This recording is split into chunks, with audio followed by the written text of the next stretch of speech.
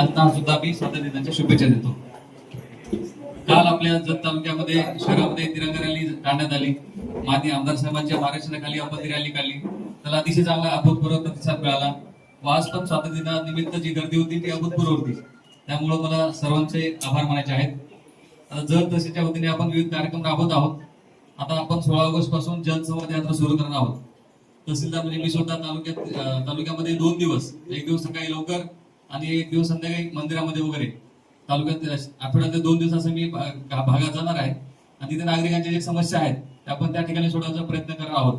आणि माननीय उपविभागीय अधिकारी साहेब आठवड्यात 1 दिवस गावामध्ये जाणार आहे. अशा प्रकारे आपल्या पुढच्या 6 महिन्यामध्ये 123 गावं पूर्ण करण्याचा संकल्प आहे.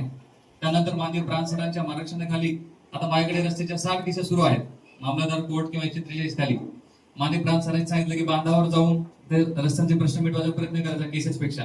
तर आम्ही प्रत्येक नायब तहसीलदाराकडे 5-5 केसेस दिलेले आहेत. ते बांधावर जाऊन शेतकऱ्यांना समजावून सांगून मॅक्झिमम केसेस मिटवायचा प्रयत्न करतील. त्यामुळे पुढच्या 2 महिन्यामध्ये रस्त्याची एक केस निघाली म्हणजे पेंडिंग राहणार नाही असं मी आज आश्वासित करतो. मागच्या एका वर्षामध्ये 6 महिन्यामध्ये इलेक्शन नंतर जवळपास 50 ते 60 आपण रस्त्याच्या केसेस निकाली केलेले आहेत, आदेश काढलेले आहेत. 155 चे 70 अर्ज आपण निकालेले आहेत. आता 40 अर्ज शिल्लक आहेत. ते पुढच्या 1 महिन्यामध्ये आपण क्लिअर करणार आहोत. माननीय आमदार साहेबांच्या मार्गदर्शनाखाली आपल्याला इष्टांक प्राप्त झालेले आहे. जवळपास 3,500 पुरवठासाठी इष्टांक मिळालेला आहे.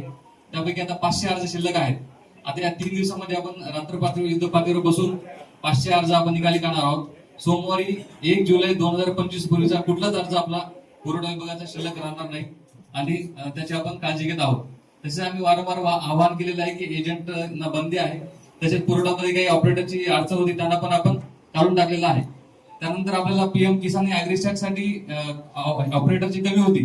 त्यामुळे आपण ज्यांना नॉलेज होतं त्यांना आम्ही आमच्या स्तरावर घेतलेलं आहे.